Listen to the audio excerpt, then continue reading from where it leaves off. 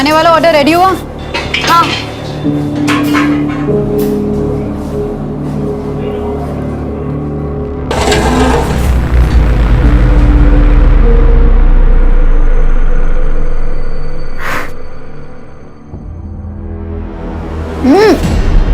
तूने फिर अपनी अकल लगाई? ये क्या भर भर के दालचीनी डाल दी है इसमें? ठीक तो बना है, मैंने खुद भी टेस्ट किया है। तेरी जुबान को ना जायके का इल्म है ना बोलने का, और अगर सुनने की आदत नहीं है तो अपना बोरिया बिस्तर बांध और गांव चला जा। थोड़ा फेवरेट डालेंगे तो दालचीनी की हीट कम हो जाएगी। अच्छा, इतना ही बता दो तो तू क्या कर रही थी यहाँ खड़े खड़े? कुछ काम के नहीं हो दोनों। और ये बिरयानी भेज के मैं मेरा नाम बर्बाद नहीं करने वाली, ताकि चौराहे पे बांट दो इसको। काम करो अपना।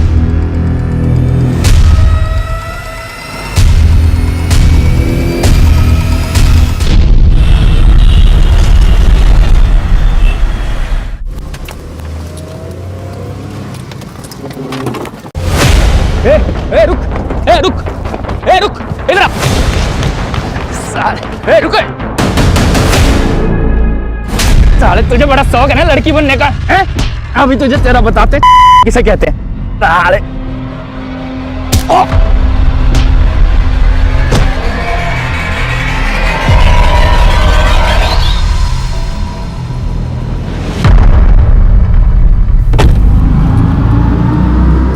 रुको, पकड़ो पकड़ो।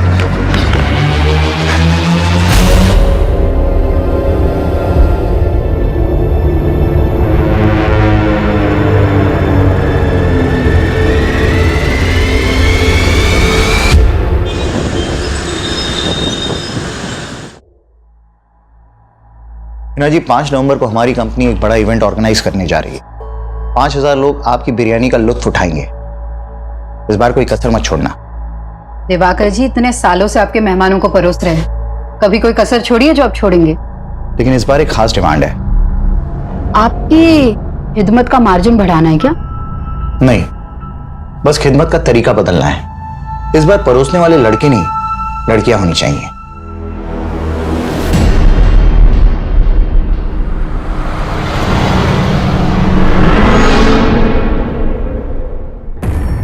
माफ कीजिएगा दिवाकर जी, मैं आपकी डिमांड पूरी नहीं कर सकती। ये मेरे उसूलों के खिलाफ है। हिना जी, अपनी पुरानी सोच का नकाब उतारिए। अब इसमें कोई बुराई नहीं है। मैं बखूबी जानती हूँ आप कितने शरीफ हैं, लेकिन मुझे ये बेहूदगी पसंद नहीं। उनको कभी कुछ पसंद नहीं आता इरफान, तंग आ गई मैं उनसे। 5 नवंबर को पुणे वाले इवेंट में हिना मैडम बिरयानी सप्लाई करने वाली है ना? हाँ, तो हम क्या करें, इसमें हमारा क्या भला होने वाला है? फिलहाल तो थोड़ा प्रेशर कम हो सकता है। मतलब ये कि 5 नवंबर को मैं तुम्हें एक स्पेशल तोहफा देने वाला हूँ।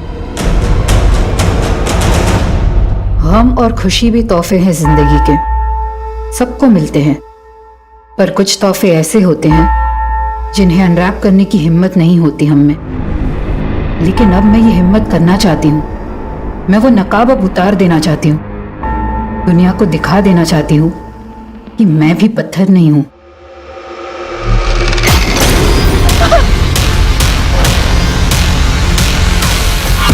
लेकिन जब भी हम जिंदगी को एक सही शुरुआत देने की सोचते हैं तो वो हर बार अपना अंजाम बदल देती है। उस्मान, गेट खोल। उस्मान, एक मिनट बोल ना। कौन है आप? कहाँ तेरा भाई? अरे उस्मान, कहाँ अंदर घुसे जा रहे हैं? अरे ए उस्मान, बाहर निकल। उस्मान नहीं है यहाँ पर। कहाँ तेरा हिजरा भाई? हैं? साला हमारी गाड़ी लेके भागा है। बोल दे लौटा दे, वरना जो उसके साथ नहीं कर पाए ना वो तेरे साथ करेंगे। आई समझ? साला हिजड़ा, चल।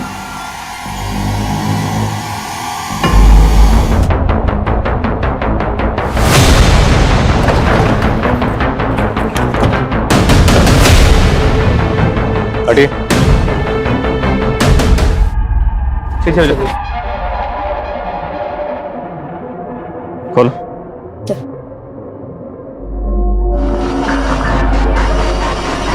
नमस्कार, आदाब। मैं अनूप सोनी क्राइम पेट्रोल सतर्क के ब्लैक हेडलाइंस अध्याय के आज के एपिसोड में आप सबका स्वागत करता हूं। हमारी जिंदगी की कुछ बातें ऐसी होती हैं जो हम दुनिया के सामने नहीं लाते हैं। हमारी कोशिश यही रहती है कि ऐसी हैं। ये केस पुणे में मिली एक औरत की लाश से शुरू हुआ था, लेकिन इस केस के तार पुणे, मुंबई, महाराष्ट्र से लेकर कर्नाटका, केरला और यहां तक कि वेस्ट बंगाल तक फैले हुए थे।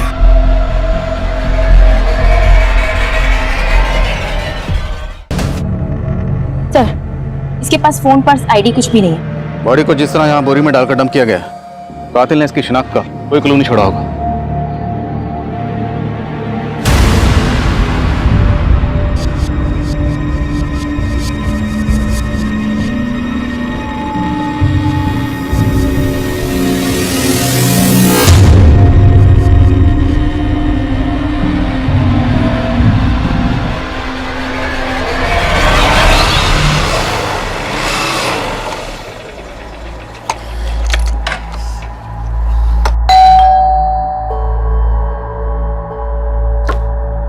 सादिक, आ गया बेटा? सादिक, ये चोट कैसे लगी तुझे? बाइक फिसल गई थी अम्मी। अरे तो डॉक्टर को दिखा के आता था। उसकी जरूरत नहीं थी,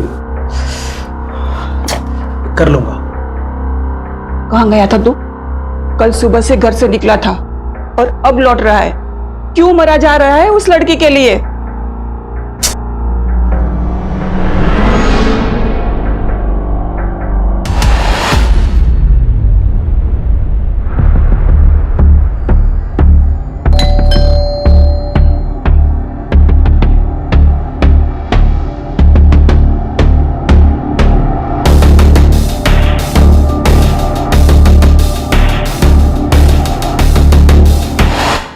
चाय लोगी या कॉफी? नहीं, मुझे कहीं और भी जाना है। लेकिन अगले 90 मिनट तक तो तुम सिर्फ मेरी हो। जी, कौन सा मसाज लेंगे? Deep tissue. तो चले शुरू करें।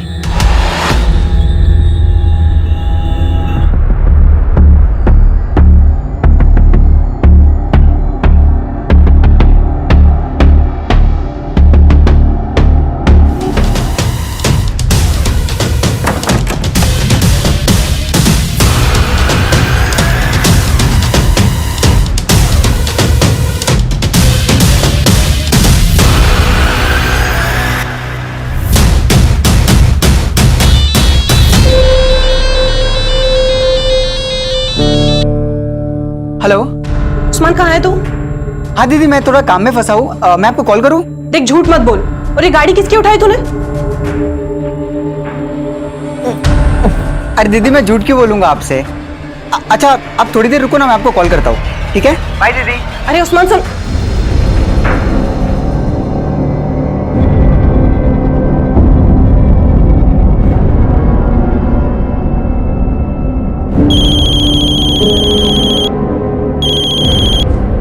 हेलो जी, रोशनी बोल रही हूँ। आप कौन? क्या लाश मिली है?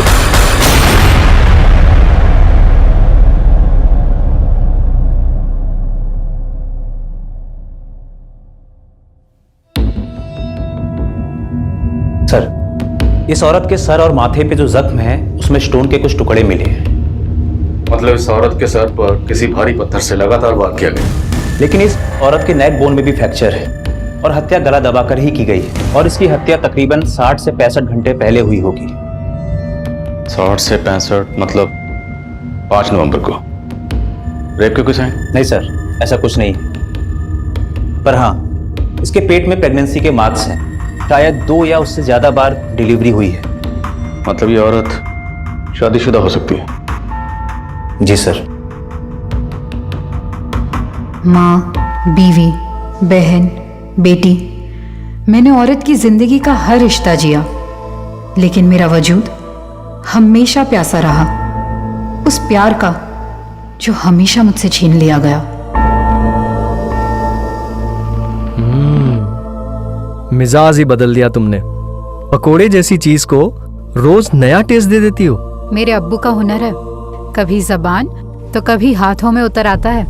जुबान तो मैं तुम्हारी पकड़ नहीं सकता, लेकिन इसे मरते दम तक थामे रखना चाहता हूं।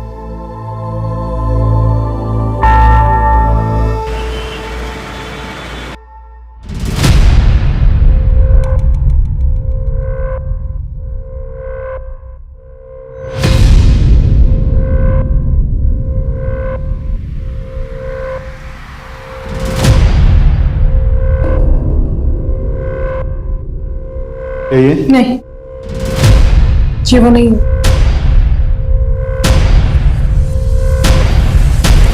सर, क्राइम सीन के आसपास कोई भी ऐसा नहीं मिला जो इस औरत को पहचानता हो। और महाराष्ट्र के किसी भी पुलिस स्टेशन में कोई ऐसी मिसिंग कंप्लेंट भी नहीं मिली जो इस औरत के हुलिये से मैच करती हो। तो जांच का दायरा बढ़ाना पड़ेगा। आसपास के स्टेट के सभी पुलिस हेडक्वार्टर से कांटेक्ट करो और पुणे आने वाली सभी बस, ट्रेन और फ्लाइट के रिजर्वेशन भी चेक करो।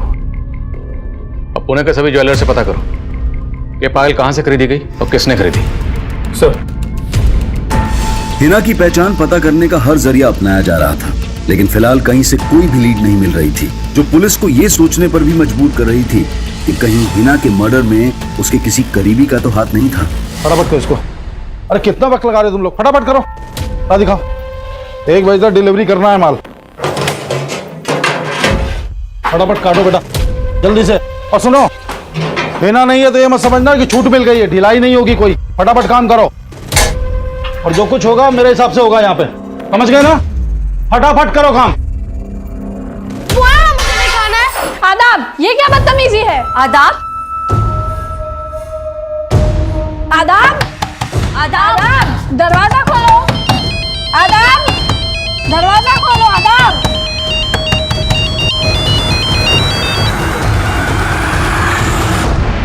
इरफान, मैंने बोला था ना मुझे फोन मत करना। हाँ, तो मुझे अवॉइड करने से तुम्हारी तकलीफ कम हो जाएगी क्या आना? तो तुमसे मिलकर कौन सी तकलीफ कम हो जाएगी मेरी? यार, तकलीफ में सिर्फ तुम ही नहीं हो ना, मेरी भी तो प्रॉब्लम समझो। प्लीज एक बार मिल लो। ठीक है, बताती हूँ। किससे बातें कर रही थी? आप क्यों ताका झाकी करती हैं?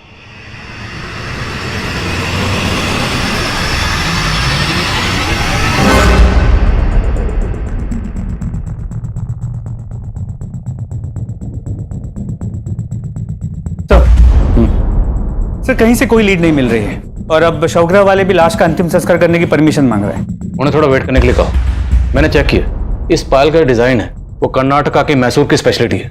मतलब चांसेस है कि यह औरत मैसूर की हो सकती है। पॉसिबल है, लेकिन मर्डर हुआ पुणे में।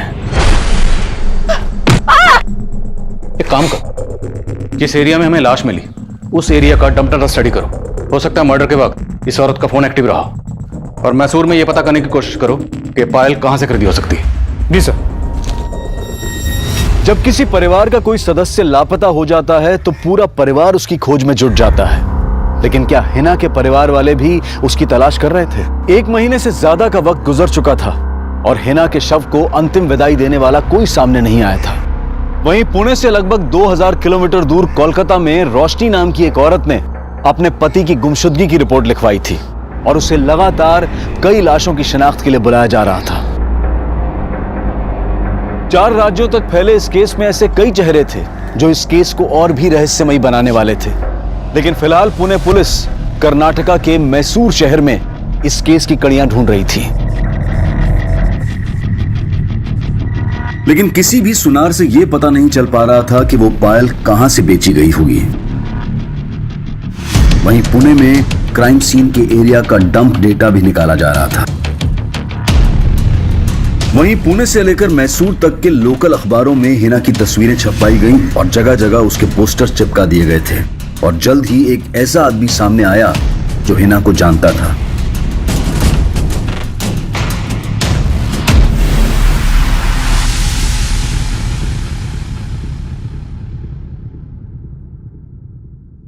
हिना शेख नाम था इस औरत का?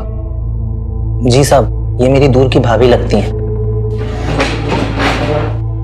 ये हिना शेख यहीं मैसूर में रहती थी? नहीं साहब, इनके शौहर का यहाँ मैसूर में आना जाना लगा रहता था, लेकिन ये दोनों मियाँ बीवी मुंबई के मलाड इलाके में रहते थे। शौहर का नाम क्या है? जलाल शेख, लेकिन काफी सालों पहले जलाल भाई का इंतकाल हो गया था। शौहर का इंतकाल हो गया तो ये हिना शेख मुंबई में कहाँ रहती थी? मलाड में ही। जलाल भाई के इंतकाल के बाद उन्होंने काफी तंगी में दिन काटे। फिर 5 साल पहले इन्होंने अपने अब्बू का बंद पड़ा बिरयानी सप्लाई का बिजनेस फिर से शुरू कर लिया। उस दौरान उन्होंने मुझे भी अपनी मदद के लिए मुंबई बुलाया था। अभी आपका काम तो चल पड़ा, इस बार पिछले महीने से भी ज्यादा प्रॉफिट हुआ है। अच्छा, इसमें आपकी भी मेहनत है। ये लीजिए आपका हिस्सा। अरे भाभी, ये तो बहुत ज्यादा है। बहुत ज्यादा नहीं है, रख लीजिए मुश्ताक भाई। लेकिन साहब 2 साल पहले मैं वापस मैसूर आ गया। काफ़ी वक्त से उनके कांटेक्ट में नहीं था, लेकिन यहाँ उनके बारे में पता चला तो सुनकर बहुत धक्का लगा। लेकिन हिना का मुंबई में कोई और रिश्तेदार तो होगा? जी साहब, हिना भाभी की एक बेटी और एक बेटा भी है, आहना और आदाब। एज? बेटी की उम्र 15-16 साल और बेटे की 10-11 साल होगी। इन 2 बच्चों के अलावा और कोई रिश्तेदार है साहब, हिना भाभी की सास भी है, आतिया शेख, और उनका देवर सादिक शेख। वो दोनों बोरीवली में कहीं रहते हैं। और हाँ, उनका एक बड़ा भाई भी है, अनवर बेग। वो अपनी बीवी जरीना के साथ अंधेरी में ही कहीं रहता है। हिना शेख का कत्ल हुए तकरीबन 1 महीना हो गया, लेकिन किसी भी रिश्तेदार ने खबर क्यों नहीं ली? साहब मैं उनके कांटेक्ट में नहीं हूँ। मैंने हिना भाभी का पोस्टर देखा तो सीधा आपके पास चला आया।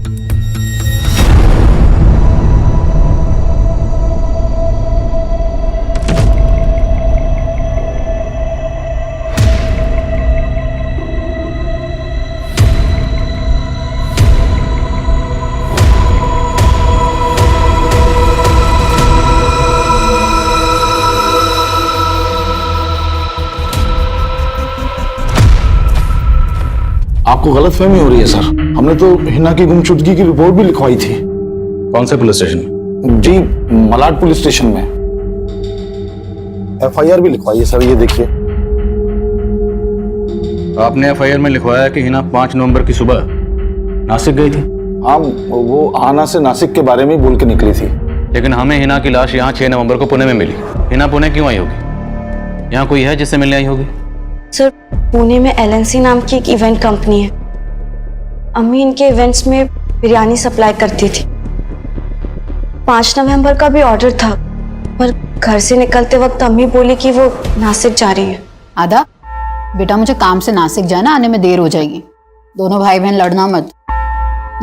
पर अम्मी आज तो 5 नवंबर है ना। पूना के इवेंट में बिरयानी का ऑर्डर था और अब नासिक जा रहे हो। तो मेरी काम की बातों पर गौर करना बंद कर दे और अपनी पढ़ाई पे ध्यान दे। शरारत नहीं।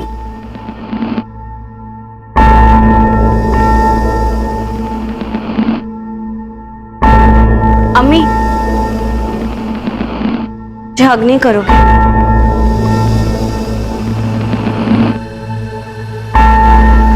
चलती हूँ, दोनों लड़ाई मत करना।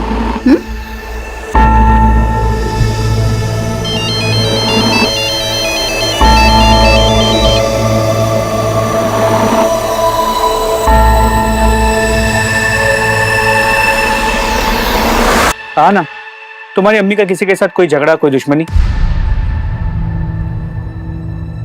हमें तुम्हारी अम्मी के बॉडी के पास से ये पायल मिली। हाँ सर, ये पायल अम्मी की है। हमेशा इसे पहने रहती थी। उन्हें गिफ्ट किया था उन्हें।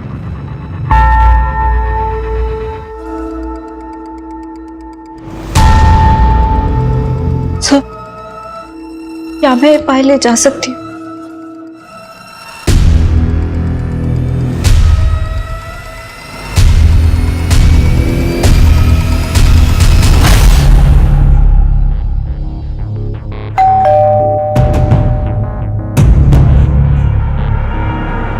अब क्यों आया?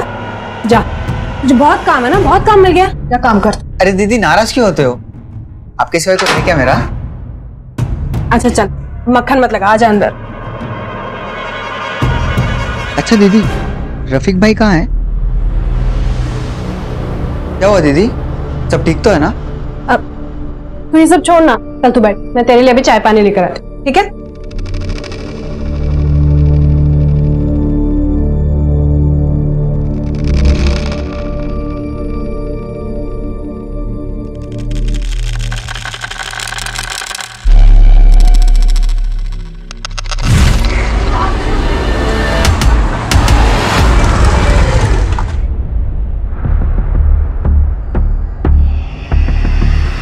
उस्मान रुक!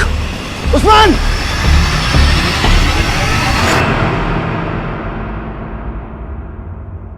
चल चाय पी।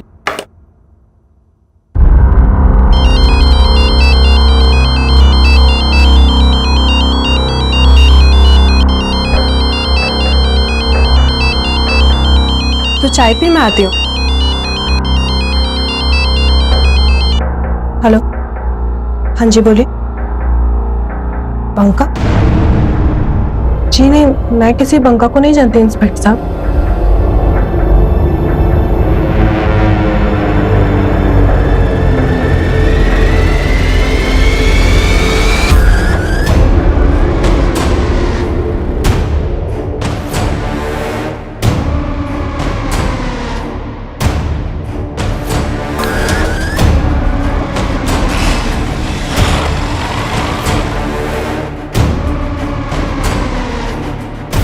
हिना के रिश्तेदारों ने उसकी मिसिंग कंप्लेंट फाइल की थी।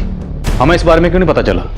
तो चूक लोकल पुलिस की, शायद उन्होंने ध्यान नहीं दिया। हमने हिना की फोटो को सर्कुलेट कर रखा है, तो उनसे बात करके ऐसा लगा कि शायद उन्होंने हिना को ठीक से ढूंढने की कोशिश भी नहीं की है। पर अब हमें कोई चूक नहीं करनी, हमें किसी भी कीमत पर हिना के कातिल को ढूंढना है। हिना 5 नवंबर को अपने घर से बेटी को ये कह के निकली कि वो नासिक जा रही, जबकि हमें हिना की लाश 6 नवंबर को पुणे में मिली। मामला कुछ समझ में नहीं आ रहा।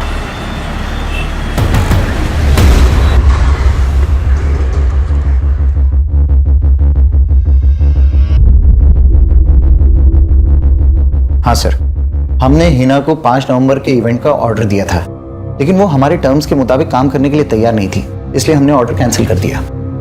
लेकिन ऐसी क्या टर्म्स थी आपकी जो आपने इतने पुराने वेंडर का ऑर्डर कैंसिल कर दिया? सर दरअसल हिना अचानक से अपना प्राइस बढ़ाने लग गई, इसलिए हमने उसका ऑर्डर कैंसिल किया और दूसरे को ऑर्डर दे दिया। आपने ऑर्डर कैंसिल कर दिया था तो हिना पुणे क्यों आई थी?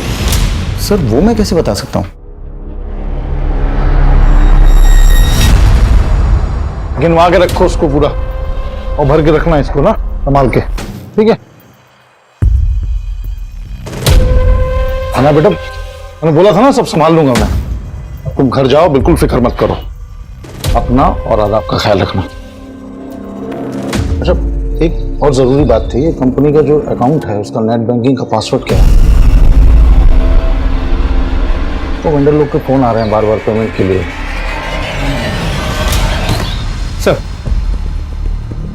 सर हिना के कॉल रिकॉर्ड चेक किए।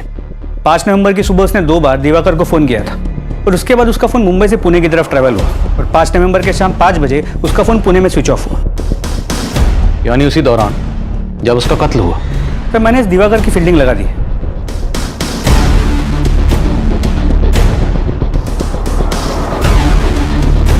और सर इस दिवाकर के बारे में कुछ पता भी चला है। करीब 1 साल पहले इसने हैदराबाद में एक इवेंट किया था जहां पर रेड पड़ी थी। वहां पर अश्लील डांस हो रहा था। इस दिवाकर पर गर्ल्स ट्रैफिकिंग का आरोप भी लगा था, लेकिन बाद में उसे उस केस में क्लीन चिट मिल गई थी। पर हम इस दिवाकर को क्लीन चिट नहीं दे रहे। हिना की बेटी का कहना है कि हिना घर से ये कह के निकली कि वो नासिक जा रही है, जबकि हिना का फोन नासिक नहीं बल्कि पुणे की तरफ ट्रैवल कर रहा था। मामला क्या है? एक लड़का है इरफान, हिना के यहाँ पर शेफ का काम करता था। हिना के मर्डर के 3 दिन पहले हिना ने उसे काम से निकाल दिया और ये इरफान हिना की बेटी अहाना के साथ फोन पे रेगुलर टच में है। सर जिस जगह हिना का मर्डर हुआ था हमने उस एरिया का डम डेटा स्टडी किया और सर उस डम डेटा के अकॉर्डिंग हिना के 2 नंबर शो हो रहे थे और अहाना ने हमें उसका एक ही नंबर दिया है। 2 नंबर? सर हमने इस नंबर के कॉल रिकॉर्ड्स निकाले हैं। हिना के इस दूसरे नंबर के कॉल रिकॉर्ड्स लिख लो। और वो शेफ क्या नाम होता है? इरफान। बुलाओ उसे। सर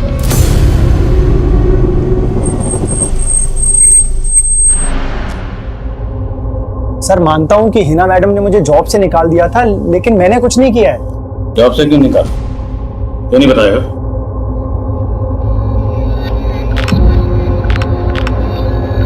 कैसी लग रही हूँ? बहुत खूबसूरत लग रही हो। पर अम्मी के रहते ना ऐसे कपड़े नहीं पहन सकती मैं। लेकिन फिलहाल मेरे लिए तो पहन सकती हो ना। वैसे लगता है अम्मी।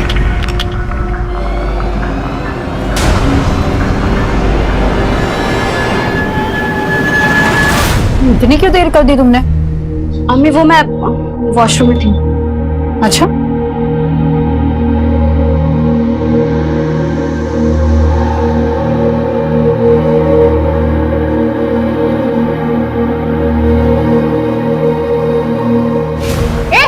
रुक इरफान।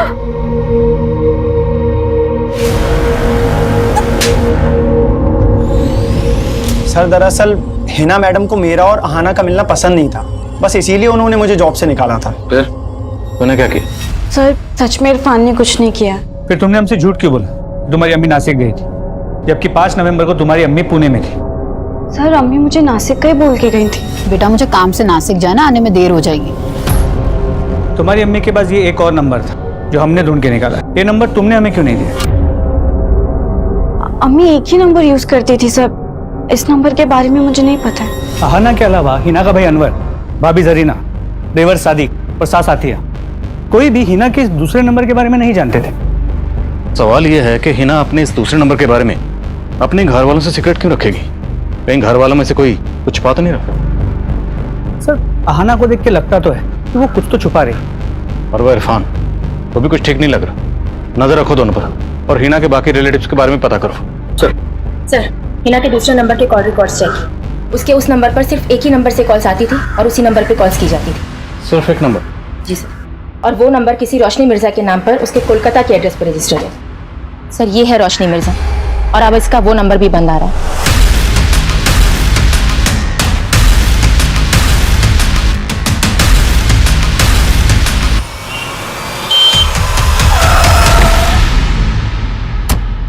सर आप जिस रोशनी मिर्जा से मिलने आए हैं उसने करीब 1 महीना पहले 3 नवंबर को अपने पति रफीक मिर्जा की मिसिंग रिपोर्ट फाइल की थी और कुछ दिन पहले हमें रफीक की लाश मिली थी।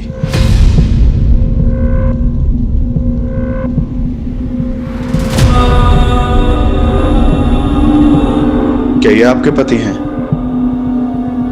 3 नवंबर को रोशनी के शौहर का यहाँ कलकत्ता में मर्डर हुआ और 5 नवंबर को हिना का पुणे में। वो हिना जिसे रोशनी लगातार कॉल कर रही थी और 5 नवंबर को ही रोशनी का नंबर पुणे में बंद हुआ। लेकिन सर आपका फोन आते ही मैंने कंफर्म किया, उस दौरान रोशनी यही कोलकाता में ही थी। इनफैक्ट 5 नवंबर को मैं रोशनी से पूछताछ के लिए मिला भी था। तो फिर रोशनी का वो नंबर पुणे में कैसे एक्टिव था? रोशनी मिर्जा नाम है इस औरत का। क्या आप में से किसी ने कभी भी इसे हिना के साथ देखा है? नहीं सर। हाँ सर, हम लोगों ने भी कभी इस औरत को नहीं देखा। मैं किसी रोशनी को नहीं जानती। और आप? नहीं सर।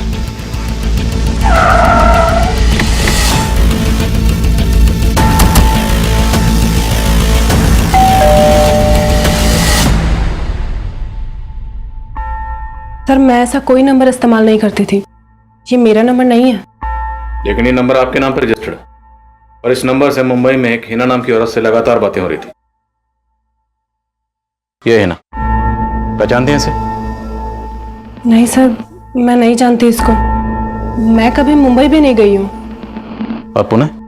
नहीं सर, मैं कभी बंगाल से ही बाहर नहीं गई हूँ।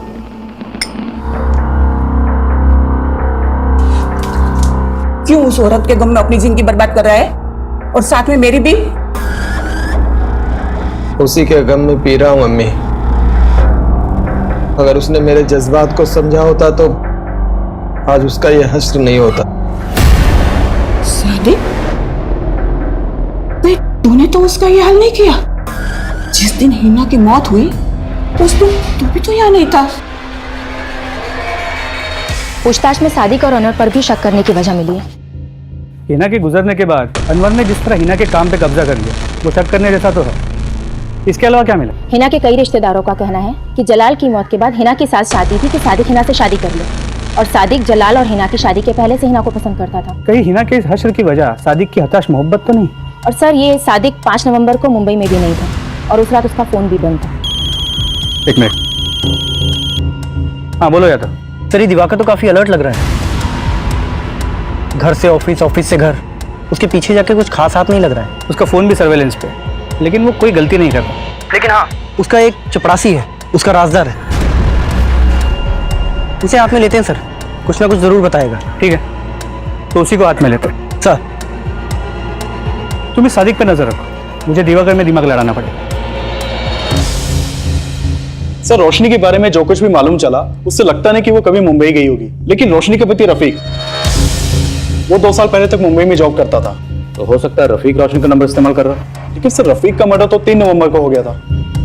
रफीक के मर्डर में किसका हाथ लगता है? सर हमें इस बंका नाम के आदमी के ऊपर शक है। साला मेरा 1 लाख नहीं है, जान नहीं को समझा? कौन है तुम? छोड़। समझ जा, लाश मारेंगे। सर रोशनी ने हमें इस झगड़े के बारे में बताया था।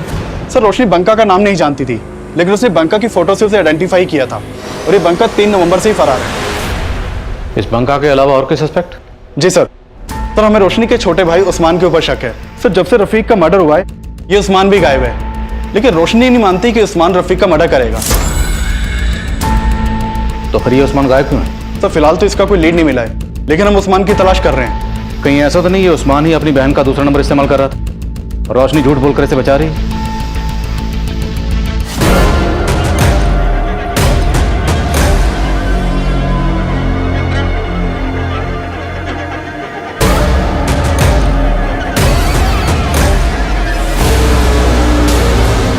मैं मानता हूं कि मैं हिना से निकाह करना चाहता था, लेकिन हिना तुझसे शादी नहीं करना चाहती थी। ये बात तुझसे बर्दाश्त नहीं हुई। ऐसा कुछ नहीं किया है सर। कुछ शाम तू कहा था जिस दिन हिना का मर्डर हो? लोनावाला में अपने दोस्तों के साथ। तू लोनावाला में नहीं, पुणे आया हुआ था। तू जानता था कि हिना पुणे आई हुई है। अब ये बता कि हिना के दूसरे नंबर की कहानी क्या है और ये रोशनी का इस मर्डर से क्या लेना है? मैं किसी रोशनी को नहीं जानता सर, और ना ही हिना के किसी दूसरे नंबर के बारे में। मैं कह रहा हूं मैंने कुछ नहीं किया है। साहब मेरे सादिक ने कुछ नहीं किया, और वो तो ये निकाह करना चाहता भी नहीं था, बल्कि मैं चाहती थी कि हिना का निकाह सादिक से हो।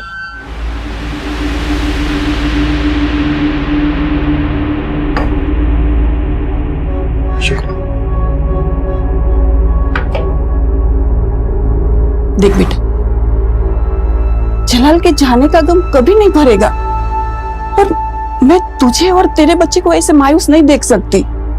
और मेरे कहने पर सादिक तुझे अपनाने को तैयार है। निकाह कर ले इससे।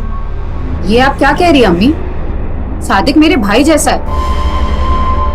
साहब मैं मानती हूँ सादिक थोड़ा गुस्से वाला है, पर हिना को नुकसान कभी नहीं पहुंचा सकता वो।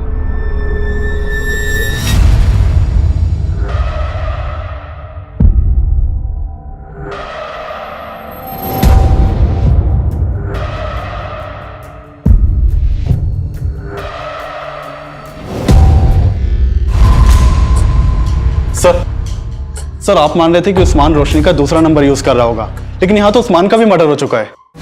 उस्मान का मर्डर? जी सर। सर 6 दिन पहले करीमगंज पुलिस को हाईवे के पास उस्मान की लाश मिली थी। ये देखिए।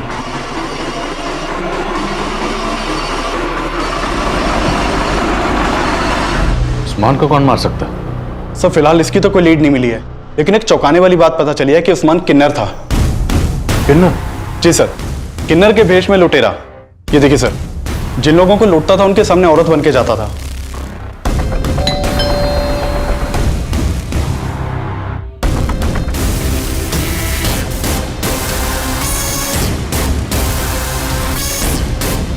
पूरा गैंग था इसका, और कई एरियाज की पुलिस उस्मान को ढूंढ रही थी, लेकिन सर रोशनी ने हमें नहीं बताया कि उस्मान किन्नर था।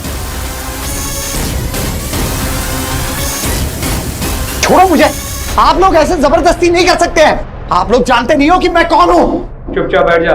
सर आपको कोई गलतफहमी हुई है, मेरी हिना से कोई दुश्मनी नहीं थी। तेरे चपरासी ने हमें तेरे और हिना के उस मुलाकात की सच्चाई बता दी। मैं अच्छी तरह जानती हूँ कि तुम्हारी कंपनी इवेंट्स की आड़ में असली नाच और न जाने क्या क्या करवाते हो, इसलिए बेहतर होगा कि मेरी पेमेंट क्लियर कर दो, वरना एक एक को एक्सपोज कर दूंगी मैं। ऐसा सोचना भी मत, वरना वो हश्र करूंगा कि ये धमकी किसी और को देना, मुझे नहीं। सर मैं मानता हूं कि हिना ने मुझे एक्सपोज करने की धमकी दी थी, लेकिन उसके मर्डर में मेरा कोई हाथ नहीं है। सर सर उस्मान बचपन से ही किन्नर था, लेकिन ये हमने हमेशा छुपा कर रखा। पर पैसों की तंगी से लड़ने के लिए वो औरत के भेष में। तो तुम ये जानती थी कि उस्मान औरत के भेष में जुर्म कर रहा था?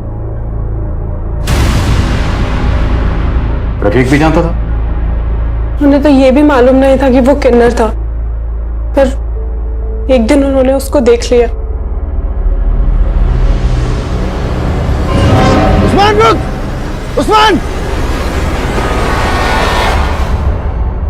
रफीक ने मुझे सब बता दिया था, और इस बात को लेकर उस दिन बहुत झगड़ा भी हुआ था। तुम दोनों ने मुझसे इतनी बड़ी बात छुपाई। ये किन्नर है और मेरी बीवी है किन्नर की बहन। पर जीजाजी इसमें दीदी का कोई कसूर नहीं है। मेरा तुझसे कोई वास्ता नहीं है, और दोबारा अपनी शक्ल मत दिखाना मुझे। रफीक ये क्या कर रहे तुम? दीदी को हाथ कैसे लगाया? छोड़ छोड़ रफीक छोड़।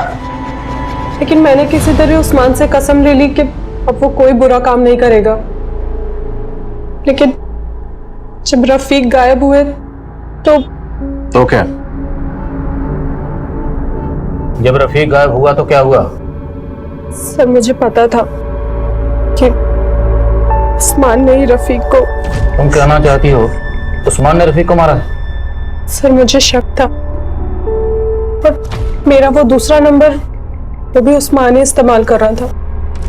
तो उस्मान हिना को जानता था? सर इस बारे में तो मुझे कुछ मालूम नहीं है। अगर ये रोशनी सच बोल रही है तो उस्मान हिना को इतने कॉल क्यों कर रहा?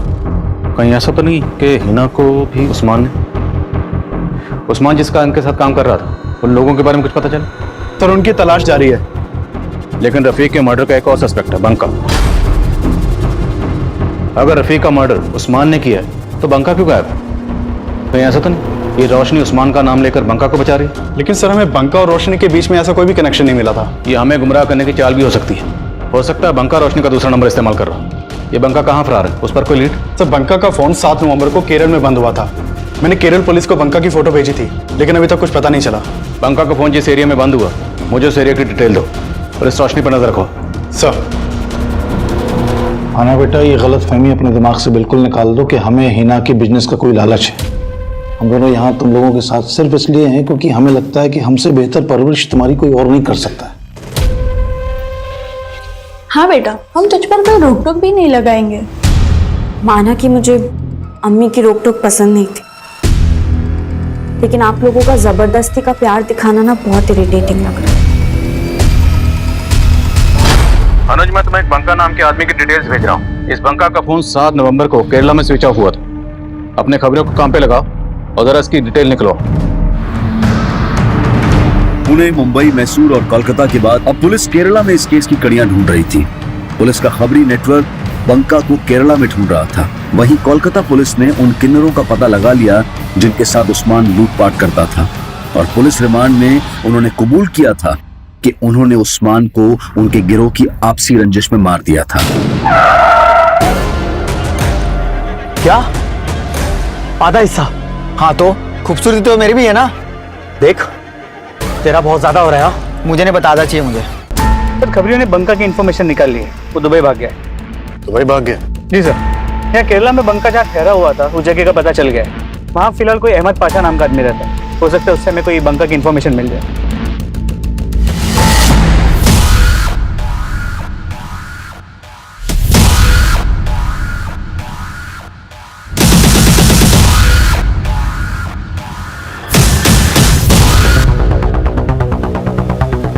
सर हो सकता है यही अहमद पाशा, बंका यही रहता था।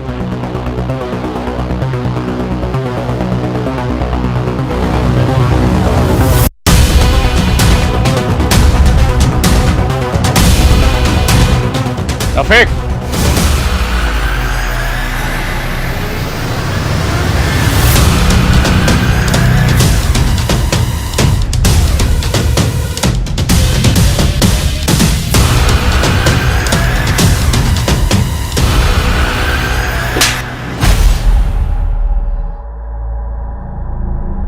तू और तेरी बीवी तो बड़े शातिर निकले। तेरी बीवी बोल रही थी कि तुझे उस्मान ने मार दिया, लेकिन तू वहां चुप के बैठा हुआ था। अपनी बीवी के नंबर से हिना को तू ही कॉल करता था ना? नहीं सर, सिर्फ मैं ही नहीं, हिना भी मुझे कॉल किया करती थी। 2 साल पहले तक मैं मुंबई में जॉब कर रहा था। हिना की बिरयानी अक्सर मेरे ऑफिस में सप्लाई हुआ करती थी। हिना, ये लीजिए आपकी पेमेंट का चेक। शुक्रिया। शुक्रिया तो मुझे भी कहना चाहिए, आपकी बिरयानी वाकई बहुत लजीज है। फिर हम अक्सर मिलने लगे। जलाल को खो देने के बाद मैंने अपनी जिंदगी को एक दायरा दे दिया था। सोचा सिवाय अपने बच्चों की खुशी के और कुछ नहीं सोचूंगी। हिना, तुम्हें भी अपने बारे में सोचना चाहिए। मैं भी अपने बारे में अब सोचना चाहता हूँ। तुम कहना क्या चाहते हो रफीक? देखो, हम दोनों एक दूसरे से बहुत प्यार करते हैं। क्या तुम नहीं चाहती कि हम दोनों की शादी हो? मैं तुम्हारी फीलिंग्स की रिस्पेक्ट करती हूँ रफीक, लेकिन मैं शादी नहीं करना चाहती। फिर मेरे पेरेंट्स ने मेरी शादी रोशनी से करवा दी। कोलकाता में मैंने जूते की दुकान डाली। सोचा काम में डूबा रहूंगा तो हिना को भुला दूंगा। सर मेरा बिजनेस नहीं चला। एक दिन काम के सिलसिले में मुंबई गया तो न चाहते हुए मैं हिना को कॉल कर बैठा। रफीक, मैंने भी तुम्हें भूलने की बहुत कोशिश की पर नहीं हो सका। मैं अब तुम्हें मेरी जिंदगी से दूर जाने नहीं दे सकती। हम दोनों पर अजीब सा पागलपन सवार हो गया था। हम दोनों और ज्यादा मिलने लगे। इतना ही नहीं, वो मेरी पैसों से भी मदद करने लगी, लेकिन मेरी बीवी का नाम सुनते ही वो बौखला जाती थी। तुम मुझसे प्यार करते हो या अपनी बीवी से? बीवी तो मैं तुम्हें बनाना चाहता था, लेकिन तुमने मेरा प्यार कहाँ समझा? रफीक, मैं मानती हूँ कि मेरी गलती थी, लेकिन अब मैं तुम्हें खोना नहीं चाहती। तुम अपनी बीवी को छोड़ दो। अच्छा, तुम छोड़ सकती हो अपने बच्चों को मेरे लिए? ठीक है, हम अब नहीं मिलेंगे, लेकिन तुम्हें वो मेरे सारे पैसे वापस करने होंगे जो तुमने मुझसे लिए थे, वरना तुम्हें मोलेस्टेशन के चार्ज में अरेस्ट करवा दूंगी। उसका वो रूप देखकर मैं हैरान हो गया।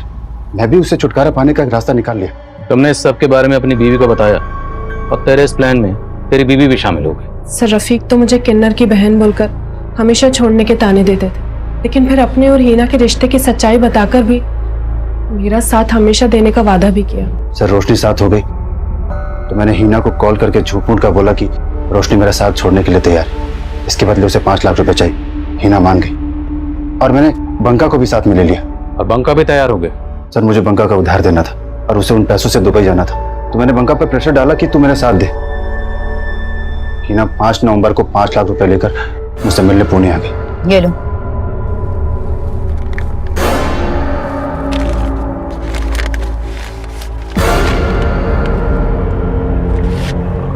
बाका,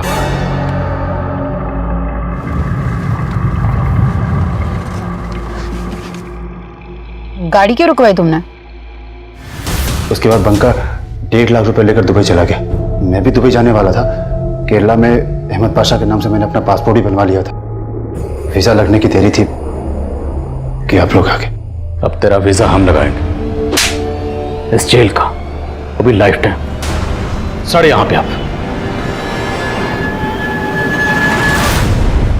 रिश्तों के बनने की वजह मायने नहीं रखती है, लेकिन उनके टूटने के 1000 मायने निकाले जाते हैं। छिप छिप कर मिलना रिश्ते की मजबूरी हो सकती है, लेकिन यह सोचने की जरूरत है कि जिस रिश्ते को हम दुनिया के सामने नहीं ला सकते हैं, वो रिश्ता हमेशा हमें डर की जिंदगी देता है। इसलिए दुनिया की परवाह करने से बेहतर है कि हम अपनी परवाह करें। अगर हिना ने वाकई अपनी परवाह की होती तो वो शादीशुदा रफीक को अपनी जिंदगी में वो जगह नहीं देती जो उसने दे दी थी। और यही वजह थी जिसने रफीक के हौसले इतने बुलंद कर दिए कि वो धोखे और फरेब का एक ऐसा खेल रच बैठा जिसने हिना को हमेशा के लिए खामोश कर दिया। अब मैं अनूप सोनी आपसे विदा लेता हूं। फिर मुलाकात होगी क्राइम पेट्रोल सतर्क के ब्लैक हेडलाइंस अध्याय में एक और नए केस के साथ। और याद रखें, क्राइम और आपके बीच में सिर्फ इतना फर्क है कि आप कितने सतर्क हैं। सतर्क रहें, सुरक्षित रहें। जय Hind. For more updates, subscribe to our channel, click the show links and enjoy watching the videos.